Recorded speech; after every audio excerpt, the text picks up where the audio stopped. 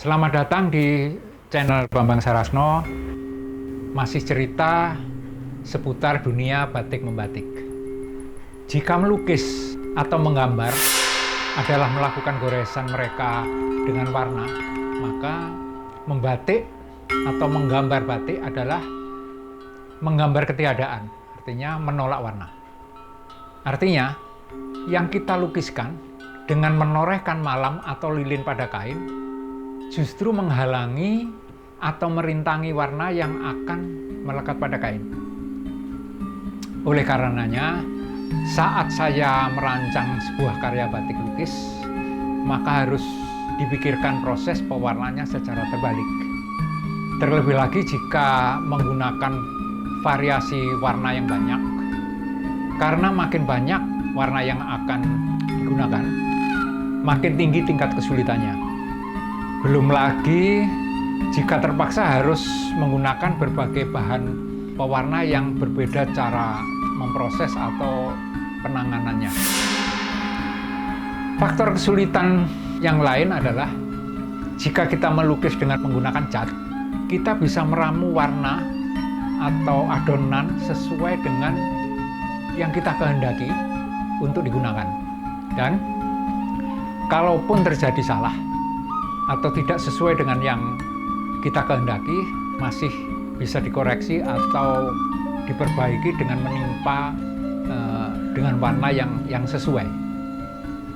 Tidak demikian dengan proses pewarnaan pada batik lukis.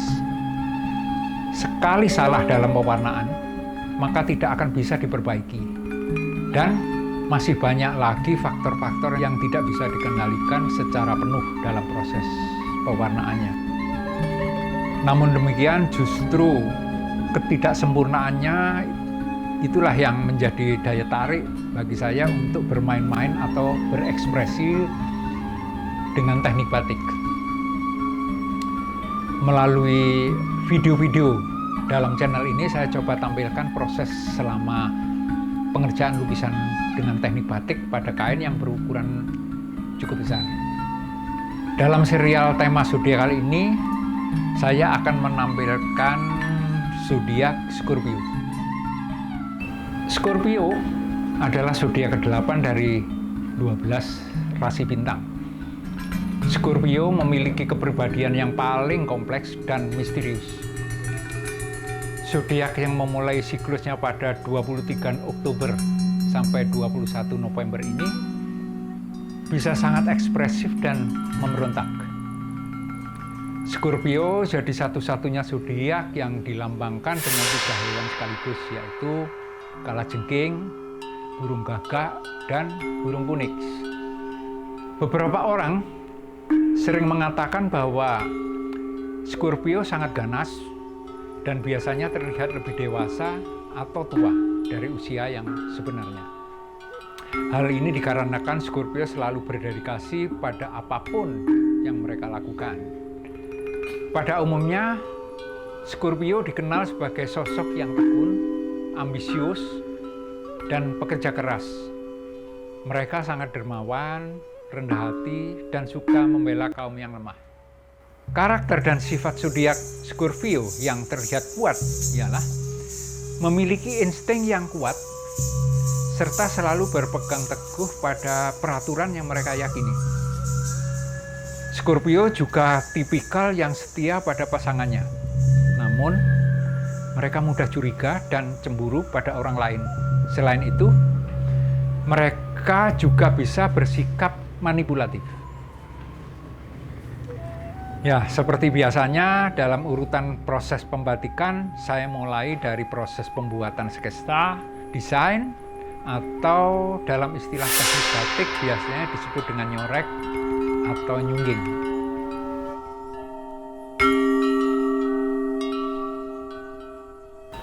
Tahapan selanjutnya adalah japlak atau jiplak, memindahkan desain ke media kain.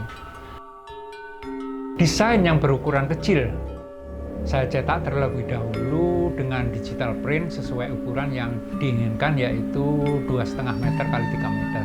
Baru kemudian dijiplak dengan menempelkan kain di atasnya.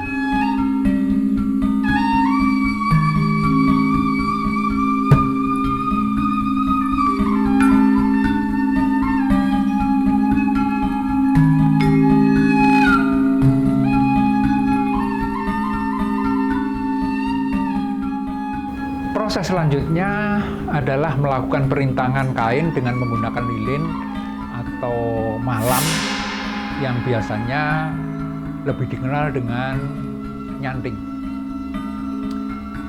Pencantingan awal membuat outline atau istilah teknik batik adalah ngelowong. Kemudian ngiseni atau membuat isen-isen, memberikan aksen-aksen untuk detail motif.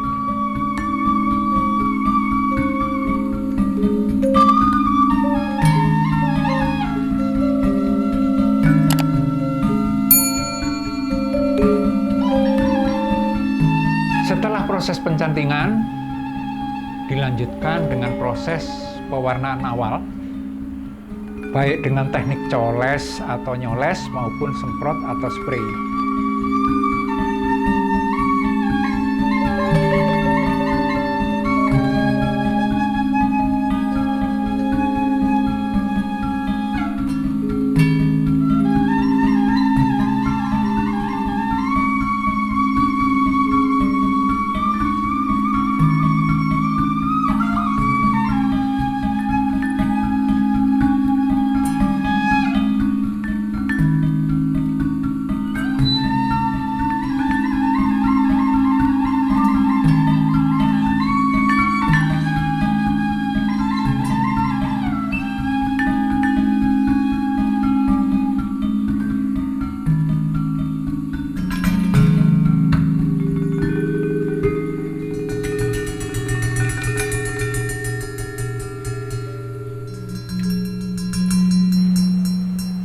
Kemudian proses selanjutnya adalah pencantingan tahap kedua, baik garis, arsir, nitik, maupun isen-isen lainnya.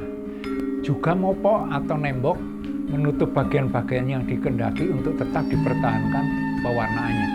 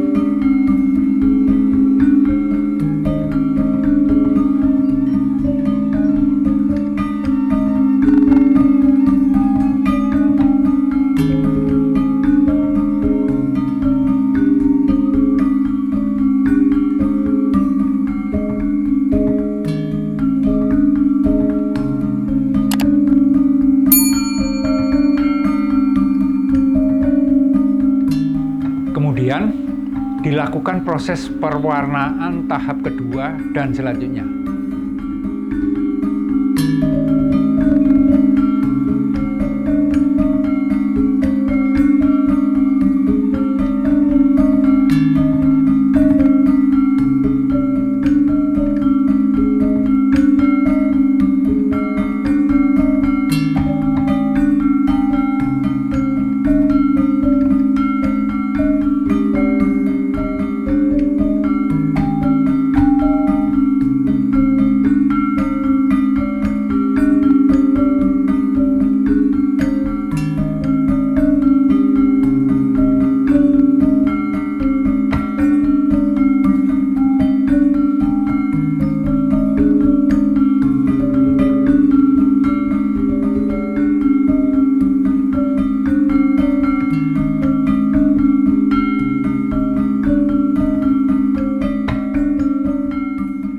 Pada karya-karya saya, biasanya saya berikan sentuhan remekan semacam ini agar bahan pewarna bisa masuk ke celah-celah lilin yang pecah ini. Hal ini akan memberikan karakter khusus yang unik, karakter dari seni batik.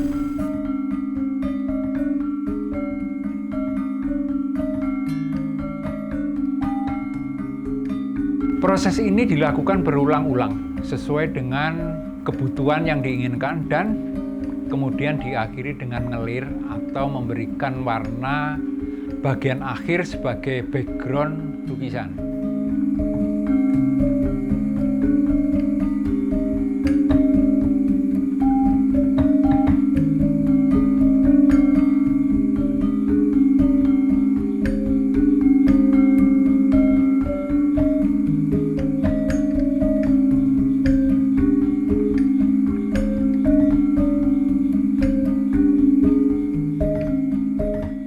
pada proses terakhir adalah melorot, yaitu melepaskan malam dari kain, dilanjutkan dengan bilasi atau membersihkan sisa-sisa lilin yang masih menempel pada kain.